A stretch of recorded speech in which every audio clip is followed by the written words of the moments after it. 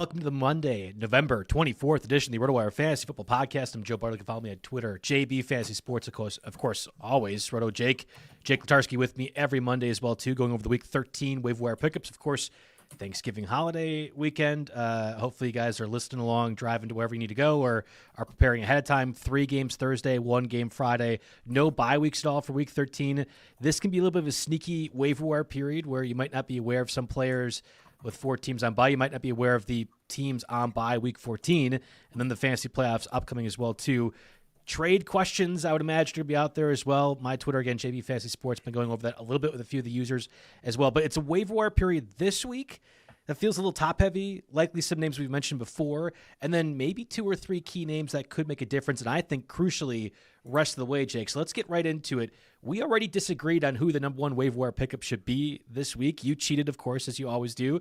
But let's go ahead and discuss Christian Watson, who is number 1 on your list. Yeah, I threw him at number 1. I mean, it is kind of a cheat because he's 48% rostered and just under our threshold here. And, we have our cover boy, and there are a couple other wide receivers definitely worth talking about, definitely worth adding here. But I had to think to myself, like, okay, if I'm getting to the point where I'm going to add John Metchie or Andrei Iosivas or anybody like that, would I add Christian Watson first? And the answer is yes. So since he's technically under our threshold here, I threw him at number 1. He is still the big play, the jump ball, the deep ball Packers receiver. Obviously game flow dictated, a little bit lower usage this week here, but the schedule is getting tough. Obviously the Packers have the Lions on Thanksgiving, and that game has some shootout potential. So definitely want to keep an eye on Watson and check him first. Yeah, multiple games against the Bears, Week 16 against the Ravens as well, too. Yeah. I mean, worth noting, I put this in my article, which should be posted probably a little bit later today, certainly before we're probably done recording the show, at least at 2:30 Eastern. Jayden Reed was able to practice last week, so he's activated to practice. There have been timeline discussions about Jayden Reed being active for this game against the Lions on Thursday. I don't know if that's true or not. He's actually under 50% rostered on Yahoo Leagues.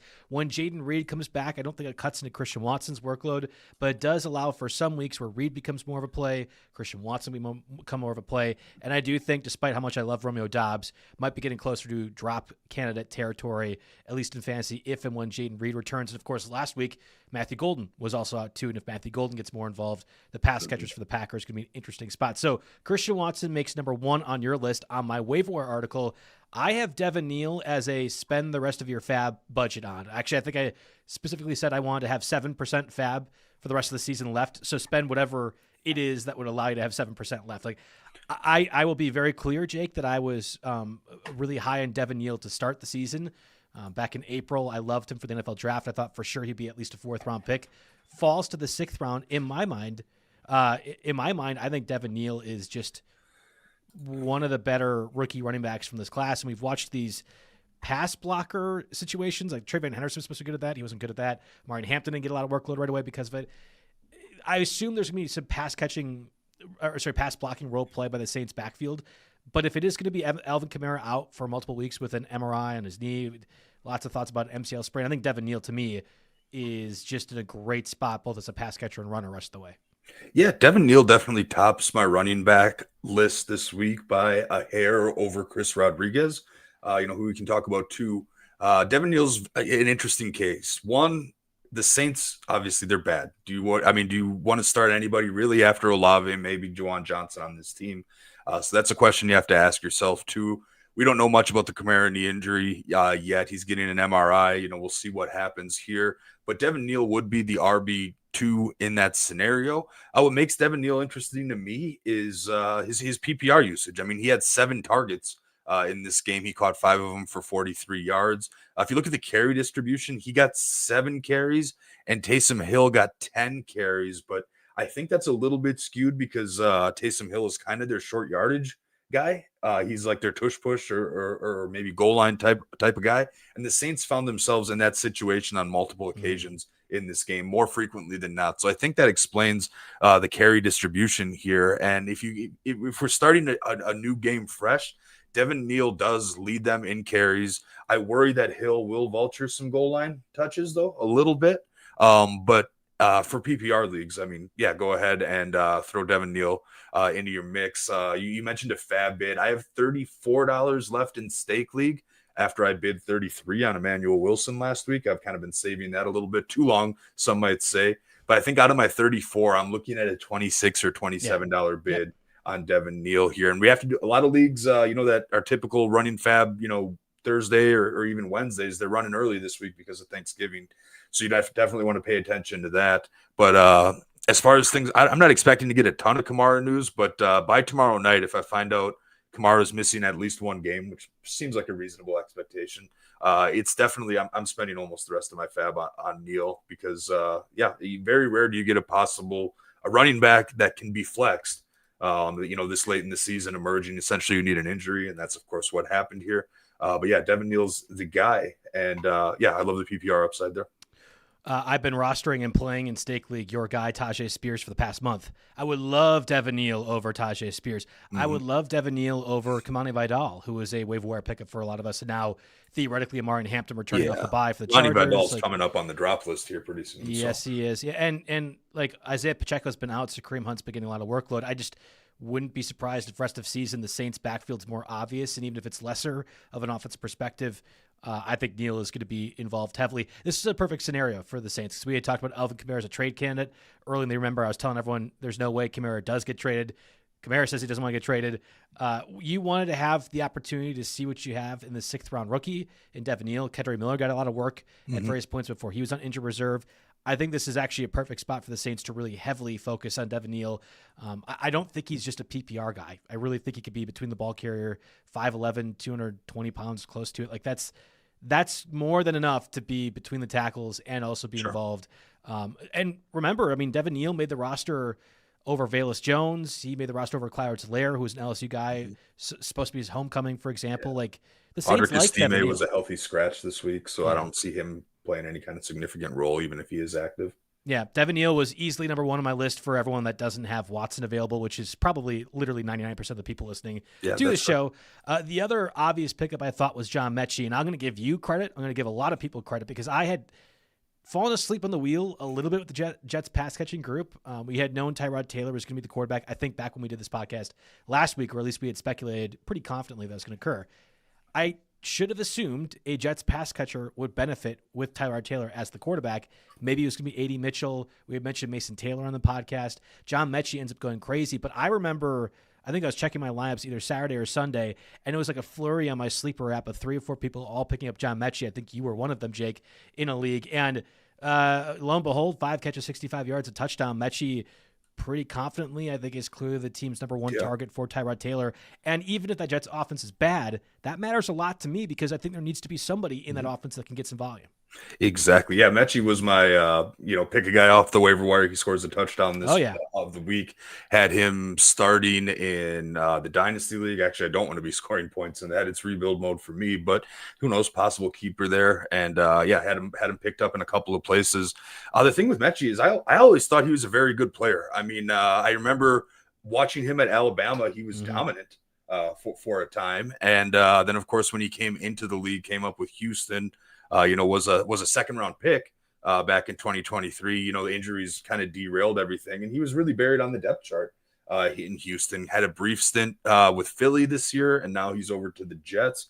And Garrett Wilson is on IR with a knee injury, so Aaron Glenn thinks Garrett Wilson will come back, but I don't think he'll come back. That's very clear. I'm not holding out hope for that situation there.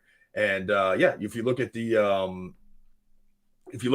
distribution among the Jets wide receivers here, Metchie was the leader with 50 snaps. A.D. Mitchell had 49. And Metchie had a 91% route share compared to 85% for Mitchell. So Metchie's out on the field the most. He's running the most routes, and obviously he gets a look in the red zone here. And with the Jets, trading their defense away, they're going to be in a situation where they have to keep up and score points. There's going to be a lot of targets to go around here. And Metchie seems like, he was the number 2 receiver after Breece Hall, but really, it's Metchie and A.D. Mitchell with a little bit of Mason Taylor mixed in. 7.75 is how those targets ended up splitting up, but Metchie did a whole lot more with his, and he scored. So if Watson's not available, which, like you said, he probably isn't widely available, even though he's at 48%. Metchie was only 1%, so he's out there everywhere. Obviously I had to get him in some deeper leagues. But yeah, he's going to be useful, I think, down the stretch. He's sneaky wide receiver 3 that is gonna be startable here in the fantasy playoffs. Yeah, and let's add Iosivas as well to the list, too. For the Bengals, we have T. Higgins already ruled out with concussion. He's not playing Thursday against the Chiefs. Against the Ravens. And you'll have Jamar Chase return. It sounds like Joe Burrow is going to be making his return as well. Moronic to me. We discussed that last week. Makes zero sense Bengals as to why. Are 3-8. They basically have to win out. Yeah, and even then, they're not going to make it. I mean, it is the dumbest decision possible. But they're going to have Burrow out there playing. Jamar Chase is going to get probably peppered with 25 targets. But in the event that he doesn't quite, Mike Gesicki ends up getting a lot of workload in this. And Iosivas has been, in these scenarios, time and time again, at least a touchdown threat for that offense. So I think Iosivas and also Tinsley, who would be their third-string receiver, and I think he actually has looked pretty good in the few times he's gotten opportunities this year. Both those guys in deep leagues become, I think, maybe not even just rosters, but plays potentially. Yeah, absolutely. Iosivas is 20% rostered in Yahoo formats. Yeah, of course, Chase will be back, but, like you said, T. Higgins basically had to be carted off with his concussion here. Right. So I think it's safe to say he's not going to clear concussion protocol this week, and it may be a couple of weeks, until we get to see T. Higgins back again. So Iosivas becomes interesting. I mean, he had some chemistry with Burrow, back, earlier, but, he's always wide receiver 3. Tough to get the ball to him a lot of times, and you've got Chase and Higgins, but Chase is going to draw all the doubles now, and Iosivas will get some of his work. He actually led all Bengals with 35 routes run. Caught 4 of his 7 targets for 61 yards. That seems like kind of the floor here going. So I like Metchie a little bit better because he is the one. He is the alpha for the Jets, but Iosivas is definitely worth being rostered this week and possibly beyond, depending on Higgins. Obviously, when Higgins comes back again, you can just drop him and go for the next guy we recommend. Yeah, I think this, makes a lot of sense for this week's waiver wire period. There's a few heavy hitters right at the top, but otherwise there's a lot that mix in positionally groups. So I think Jake will kind of move over to the quarterback streamers here for this week and beyond, and then go position by position, sort of reinforce a few of these other spots as well. Before we do so, let's get a word from our sponsors here at Chalkboard. Cash in on your NFL picks this season with Chalkboard. Simply choose more or less on your favorite player stats to win up to 5,000 times your money. For a limited time only, new players receive a free pick and 100% deposit match. See why over 1 million fans already lock in their picks with Chalkboard to turn their sports knowledge into cold hard cash. Whether you're locking the perfect slip with alternate lines or using the cash out feature to take your money and run, hammering the daily promos, which I love to do, for example, today is your chance to win up to $40,000 on a single entry. Stop sitting on the sidelines. Get into the game with Chalkboard Fantasy Sports, now available in 30-plus states. Download Chalkboard today and use promo code ROTONFL. That's ROTONFL to claim your free pick and 100% deposit match right now. All right, on my article, Jake, at least the 2 quarterbacks that I had mentioned was Trevor Lawrence, in large part due to his rest of the season schedule, and Tua going against the Saints this week. You could also add Jacoby Brissett to that mix, who has been awesome from a fantasy perspective as well, too. But I think starting off first with Trevor Lawrence makes a lot of sense, who is just under our threshold at 50%. Yeah, I put on here, check Jacoby Brissett. He's up to 61% rostered, so not out there a whole lot. But he's basically been a top, I think I saw a stat that was a top 12 quarterback or better in all 6 of his starts this week. So that's pretty solid. I mean, that's a starter in a lot of formats. And for example, if you lost Baker Mayfield this week, he's also going for an MRI on his shoulder. He left the game, showed up in a sling. That was someone who you were pretty much starting and forgetting. And now you have to, might have to reevaluate your options there.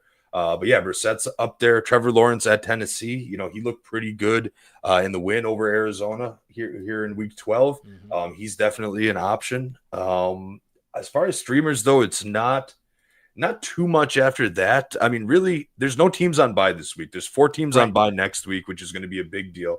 Next week, the Panthers, Patriots, Giants, and 49ers are all on a bye. So maybe you want to get ahead a little bit. Mm-hmm. But this week, nobody's on bye. So you're really only replacing Baker Mayfield. And you don't have to go into streamers too much here. I did highlight Tua, the usual suspects here. He's home against the Saints. So, he could be an okay stream as well. Otherwise, not a whole lot to like in terms of the streaming list. But there are a ton of 2 quarterback league notes to go over. Yeah, and even in 2 quarterback leagues, I don't know how many of these guys you really want to go down to. Like Tyrod Taylor's fine against the Falcons, for example. We'll have to see if Aaron Rodgers recovers from his dislocated wrist.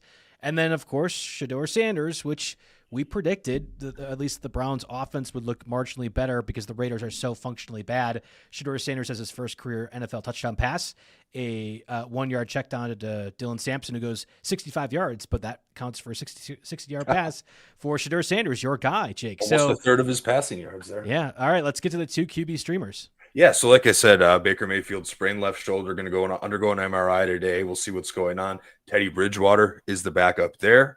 We didn't mention this in streamers, and it's not the best matchup, but CJ Stroud should probably be back this week. He missed a couple games there in concussion protocol, had the short week this week, so he didn't return. CJ Stroud got down to 36% while he was out, and at Indy is a bit of a tough matchup here, but that's somebody that you can use there. I assume Dylan Gabriel will be back, so the Shedeur Sanders thing isn't.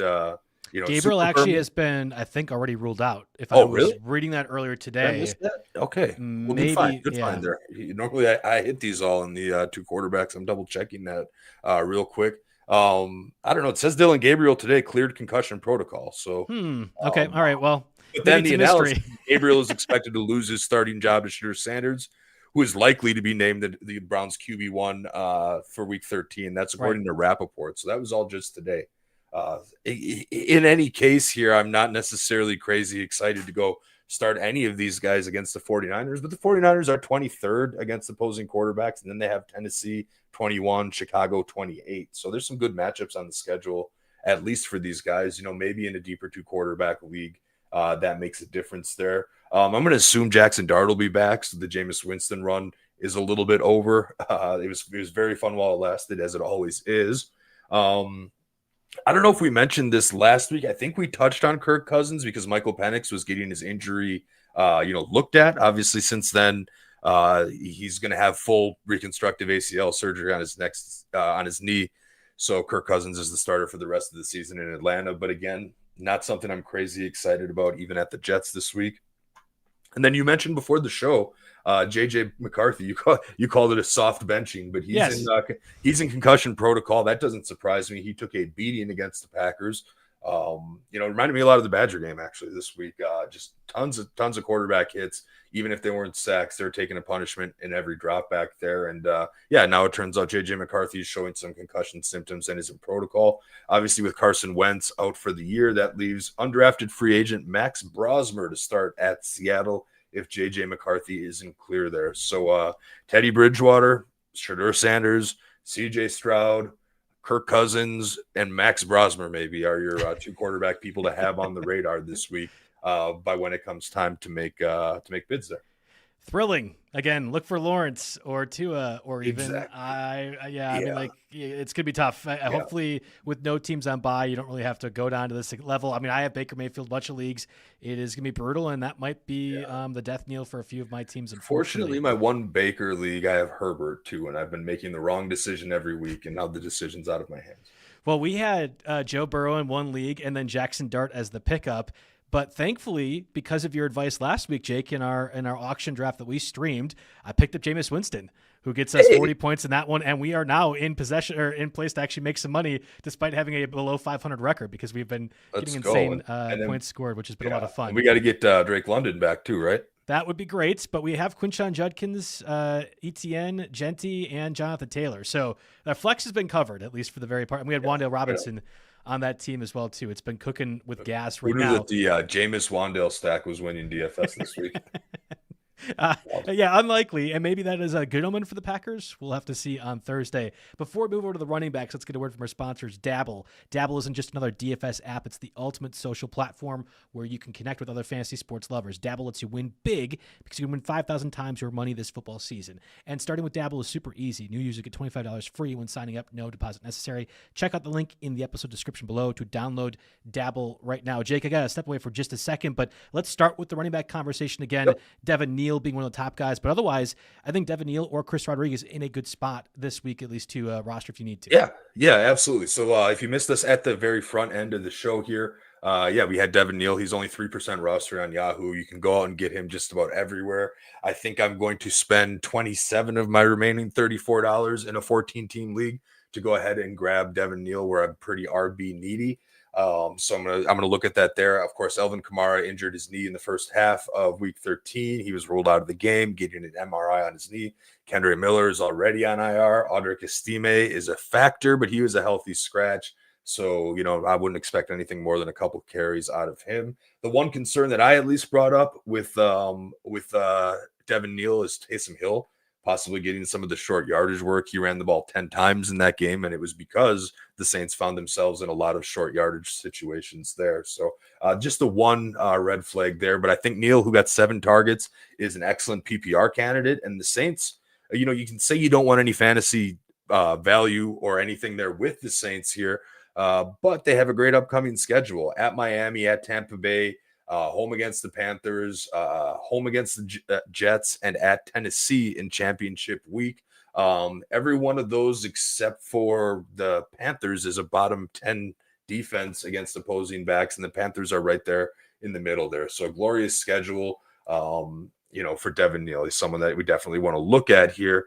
And the other name that just missed my top 5, but is really the only one that I thought could arguably get in there or is worth highlighting among the running backs. That's Chris Rodriguez of the Washington Commanders. He is 16% rostered in Yahoo formats. He's coming off a bye, so obviously that ownership went way, way down. But remember back in week 11, he led the Washington backfield with 30 snaps and 15 carries. He was starting to look like he is distinguishing himself as the RB1 over Ja'Cory Crosky-Merritt there. Jeremy McNichols probably gets a little involved in terms of pass catching. We'll see what that game plan is, but Chris Rodriguez is a possible add there. He does have a very difficult matchup against Denver this week, who is 7 against opposing running backs in half PPR formats. But after that, he gets Minnesota's 13 at the Giants, who's 31, home against the Eagles, who are 19, and home against the Cowboys, who are 25. So Cowboys in championship week could end up being a startable player, Chris Rodriguez, who has been talked about off and on in the Waiver Wire show as the Commanders' backfield continues to flow seemingly all over the place here. But outside of those two, I threw some quick hitters in here. Yeah, I wanted to mention. I was going to jump in. Like I just want to make sure I'm here too. We're good. Okay, we're good. We're back. Yeah. Thank you, Jake. Appreciate it. Trey Benson, right? I mean, that was on my list of guys. Just overall, if you could check out Pacheco, who is a little bit over 60% on Yahoo when I looked earlier this morning. Trey Benson, who is a little under 60%. Jaden Reed as well too. 3 guys that are all, I think, explosive players. If you get the opportunity to go ahead and get them, again, Benson being one of the running backs out there. I don't know about you, but I've watched that Cardinals backfield enough, Jake, now over the past 7 weeks.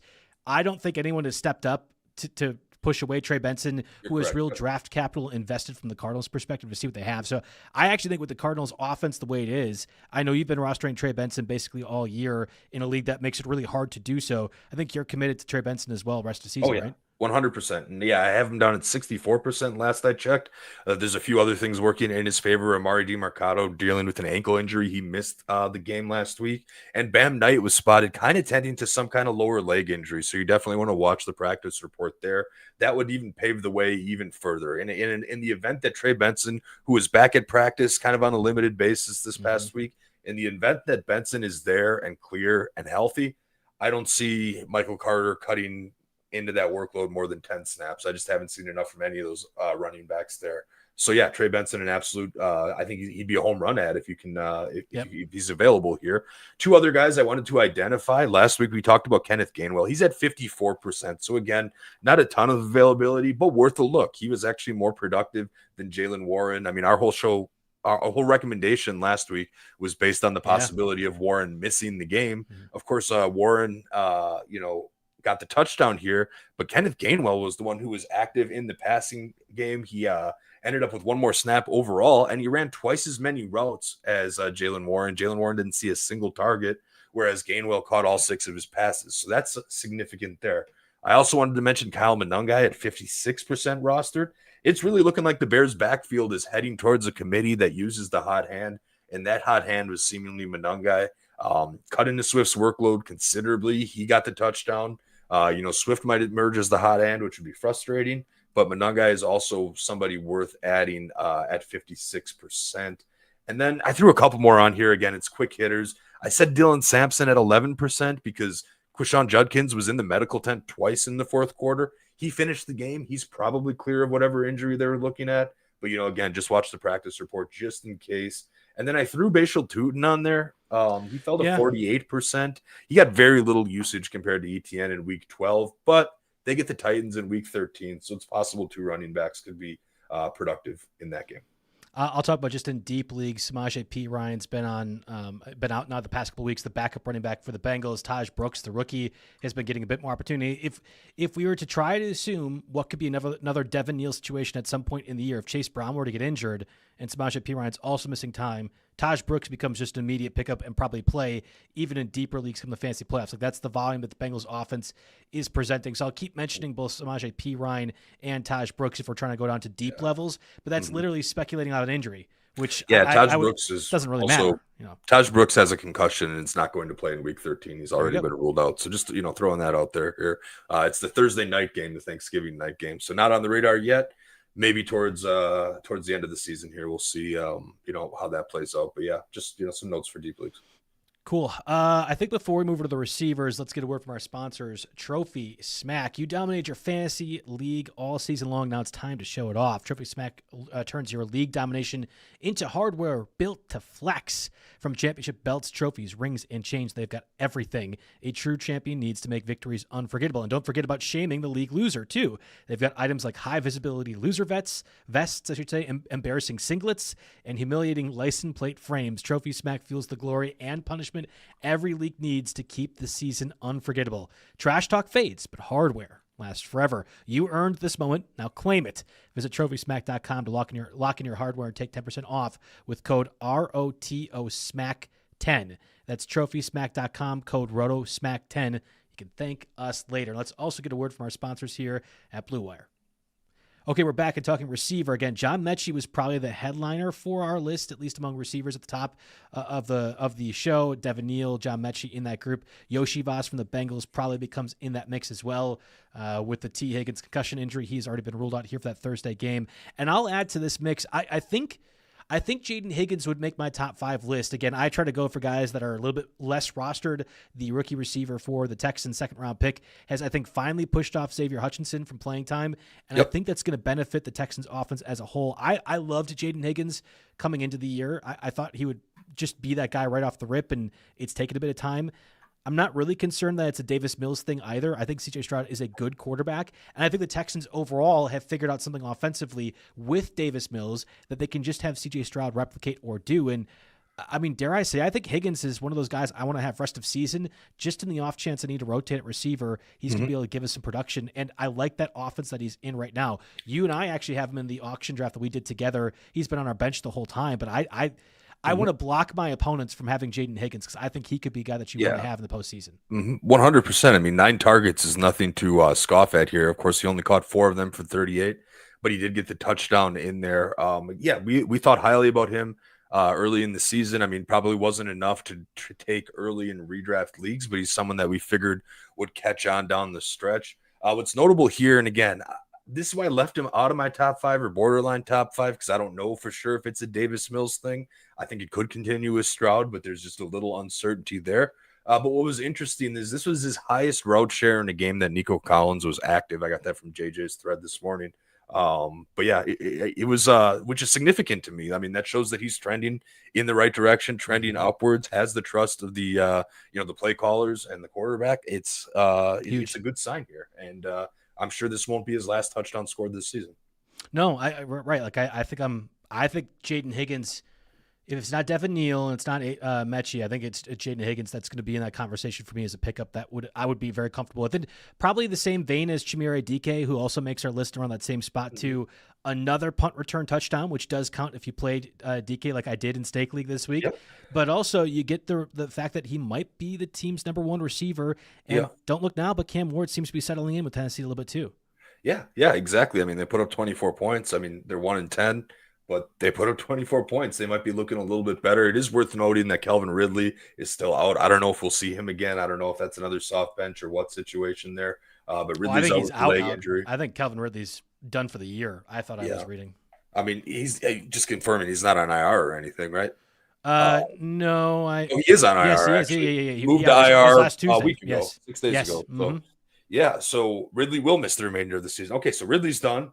The other factor was that Alec Ayominor was out with a hamstring injury too. So, I mean, he gets 5 or 6 targets when he's back and in the game there. So that would be the only pause with Chimere Dike. But yeah, they definitely have some chemistry. Without the punt return, I mean, he caught 5 of 7 targets for 44 and a score. So he's very interesting there.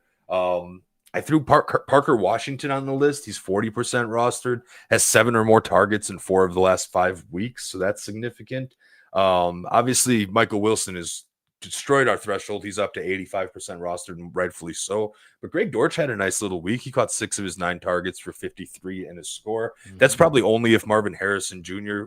Misses more time, which is certainly I don't think possible. he plays this week. For what it's worth, I'd be a little bit surprised if Marvin Harrison is available this week. Exactly. So I mean, yeah, if you need a desperation play, that could work. I mentioned the Troy Franklin line. He fell to 56% roster during his bye week. So maybe worth a look there if you need a wide receiver 3. He's been a wide receiver 3 in one of my leagues pretty much the entire year, just because that picked him up early and that was the best option available there. I also wanted to note that Luther Burden, who is 11% rostered, both his target share and route share have been trending up, and he had a 51% snap share in week 12, and that was his highest all season. So yeah, you look at the box score and see caught 3 of 5 targets for 46 yards. That's not that doesn't jump out at you, but his usage is trending in the right direction here. So I think we could start to see maybe a little bit more of him down the stretch. 2 of the past 3 weeks, he's pushed out Olmi Zacchaeus.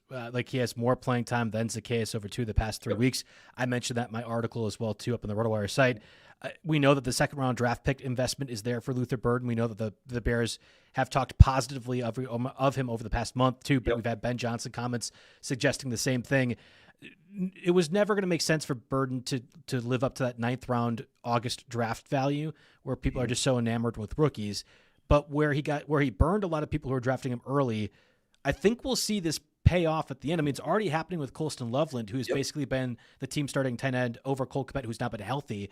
I think you're going to see Luther Burden do the same thing. You don't want to play him this week against the Eagles, right? So this is exactly a long-term investment. So here's the thing. Situationally, I just try to think of situations that I will actually be picking up these players or taking my advice in these leagues.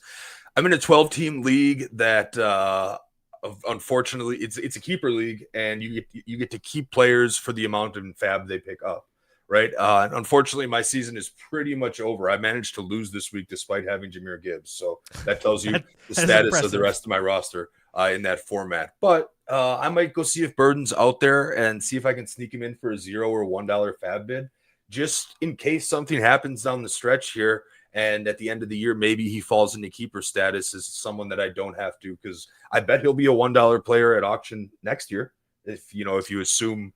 I think that there's a Burden hive mind, at least dynasty wise, keeper wise, that will be prevalent with Zacchaeus gone, and the Bears can't possibly draft more skill guys this upcoming year unless they want to take a running back. So, and DJ Moore is under contract through like 29. So yeah, I think there's like that holds up, but there's a way to get out of that dead cap wise. I don't know if they want to, but either way, we're talking about redraft wise. I think Burden. I don't know. You were talking about ways to kind of apply it. Would you rather have Jacoby Myers or Burden rest of season? I think I'd rather have Jacoby Myers. Yeah, I'd rather have Jacoby Myers rest of this season. But again, in that specific context, I'm looking at next season. Yeah, but your keeper league, that's would you rather have Jaden Reed or Burden rest of season? Considering I'm not starting Burden immediately and could start Reed, yeah, I'd go after Reed. And I would rather have Jaden Higgins over Burden. So I guess the tier would be pick your second string Raiders receiver, like the Jack Beshes of the world, or Trey Tucker. There's a reason that Burden is getting mentioned here after Metchie, after Iosivas, after Higgins, after DK, after Parker Washington, Greg Dortch, and Troy Franklin. I mean, it's not like it's some hot pickup. I'm just saying his usage, he's trending in the right direction, and contextually there are some scenarios in which I grab him. Yeah, I just am having a hard time visualizing when I would play Burden, even if I had the burden of proof. Not trying to make a pun with this name, but even if I saw this happening positively, when am I playing Burden in the fantasy playoffs? And then if that's the case, why am I rostering him? But I always believe, and this goes back to, we'll talk about this in Defensive Streamers a little bit later in the show, I don't want another person to have Jaden Higgins to possibly play or Luther Burden to possibly play. So sometimes you can weaponize your waiver wire to not allow other league mates to go ahead and potentially capitalize. Emmanuel Exactly. Wilson would have been a perfect example last Yeah. week where I picked him up. I had Woody Marks, Bucky Irving, Derrick Henry, and Bijan Robinson. And I still picked up Emmanuel Yeah. Wilson because somebody else wasn't going to get 25 points. That was my goal. Yeah, absolutely. 100%. I mean, people ask me like, how did you already have Emmanuel Wilson on your roster? How did you already have Monungai on your roster when you go to when they went to go look at free agents? They're like, oh dang, Letarski's got him. Like, what the heck? And I tell everyone that asks, I'm like, listen, every week before I even look at the pickups and the list of who's available, I look at my own roster, and I do this across a dozen leagues. I look at my own roster and I think, who are the cuts here? Who am I not going to start? And then I look to see who's out there. So again, you do second kicker, second defense. Those guys all go. I mean, there was a league where I cut. We'll see how this goes if Rashee Rice is banged up. But I cut Xavier Worthy in a league where there's 2 wide receivers and my running backs are stacked. Worthy's never going to start for me over Pickens or over who's my other one? Over Pickens or over JSN. And he's never going to make a flex over, my running back, someone like ETN. So I cut him for Emmanuel Wilson just because, Emmanuel Wilson is my backup to Jacobs, just in case. Yeah. You always look at your roster first and do at the end and make your roster as good as it can be. And there are going to be some deeper leagues, where you maybe roll the dice on some upside of a guy like Burden, down the stretch, as opposed to carrying someone that's just dead weight. Make the waiver wire tighter for everyone else in your league too. I think it's just a good practice, especially as we get closer to the fantasy playoffs. What's the best way to execute? What can you get your advantages for? I think that's really a way that both Jake and I have done very good in our leagues, kind of copying that model throughout the years, especially as we do the show. We have some practice with that as well, too. We get to one more strategy tip on that. Some leagues allow you to either cut players that are on bye or cut players. Some leagues even let you cut players that have already played. Chris Rodriguez being on bye, there are a lot of leagues out there right now, if you're listening, that he can be picked up before tonight's Monday night game. And there are a lot of situations here. Now, would I drop like the Denver defense or something for that? Probably not. But again, look at your roster. See if anyone can be cut that should be cut. I have Chase McLaughlin as my kicker, the Buccaneers kicker, who I picked up this week. Very easy example. With Baker Mayfield at least not playing next week, we'd assume. I could very comfortably cut the kicker from the Buccaneers and say, yeah, it doesn't matter. Bridgewater or whoever else is not going to get them there. I could go ahead and try to make a move on Chris Rodriguez, for example, or speculate on Devin. I mean, Devin Neal wouldn't make sense, but yeah, I mean, that's the way to go and do things. Yeah, obviously these guys that played this week are locked. Someone like Chris, it only applies to Chris Rodriguez because with the Commanders on a bye, he is addable. He technically hasn't played this week. You should be able to add him. It's a matter of if your league, if your roster gives you someone to drop. But that's a pickup you can make right now. In probably less than half of formats would allow something like that. At least in terms of players who already played being droppable. But just throwing that out there. There are some leagues where you can get away with that, doing that right now. Let's talk about the tight end position, which unfortunately is a little bit bleak. You had mentioned Taysom Hill at the top of the show, which was a good call out given what he does for the Saints offense as a whole. I put it in my article, Brenton Strange, and we talked about this a little bit last week as well, too. Comes off of IR, gets 93 yards. That might be one of his career highs in terms of receiving yards. But Trevor Lawrence likes Brenton Strange. I don't think he's any different than Harold Fannin. I don't think he's any different than Zach Ertz, but we're talking about guys that are low-end tight end ones on certain weeks. So Brenton Strange probably elevates that degree. And again, Jacksonville's schedule, rest of season, incredibly juicy. We didn't talk about that enough with Trevor Lawrence, but one of the reasons I had Lawrence above any other quarterback streamers was outside of one game the rest of the way, you could theoretically have Lawrence in your starting lineup, even though it's going to be gross. You go do so, and Brenton Strange would benefit in that same spot. We get bad Baker Mayfield news, Lawrence could easily be your rest of season replacement here, and you wouldn't expect too huge of a drop-off given that schedule. But yeah, Brenton Strange only 13% rostered. I'm glad we dug that up and mentioned it last week. Hopefully some people were able to take advantage of that. Right in his return from IR, he was basically getting the same level of route participation and usage as he was before. So he went right back into his old role, caught all 5 of his targets for 93 yards. So that's significant. Like you said, I mentioned Taysom Hill. I even threw him in the top 5. That was probably a little too aggressive here, but maybe makes my top end. Of course, he's tight end eligible on Yahoo and most places. He could get, and this is really just, it's good for touchdown only leagues, I think, because of the possibility. Yeah. Taysom Hill gets your short yardage situations. And that's the case in which he was used on yesterday on Sunday, and we could see that moving forward. I mean, I think that was just a case of we couldn't really game plan for Kamara being out necessarily, and this is how we're going to play it now. And maybe he'll get some more carries than he will regularly once you have a chance to really develop a game plan with Devin Neal as RB1. But Hill's interesting. I mean, he could sneak in a passing touchdown. He'll catch the ball out of the backfield. He'll get those push short yardages from your tight end spot. I mean, you could do worse. I also wanted to mention at the top of my tight end list, actually, is Colston Loveland, 43%. Caught 4 or 5 targets for 49 yards in his score. Now, I know we've talked about a lot of Bears, and not every one of these guys are going to be, awesome fantasy assets here. But I also don't think DJ Moore's catching 2 touchdowns in another game this year here. I think the touchdown variance, kind of went his way. But, these other options are out there. Colston Loveland's interesting. He has a very tough matchup against the Eagles in week 13, so It might be tough to throw him in this week. But per the JJ stat thread that I always reference, it was his highest route participation in a game in which Cole Kmet was healthy. So the Bears, inexplicably to some degree, I mean, I'm sure Cole Kmet's a fine blocker, maybe understands the offense a little bit better, have been using Cole Kmet, more than you think they would. And now we're seeing the Loveland take over. This week 12 inflection point for a lot of these rookies that were shiny on draft day, got cut from a lot of rosters because they weren't being used early on, are now suddenly getting into more impactful roles. And Loveland's one of them at 43%. He makes my tight end list at least, alongside Strange and Hill.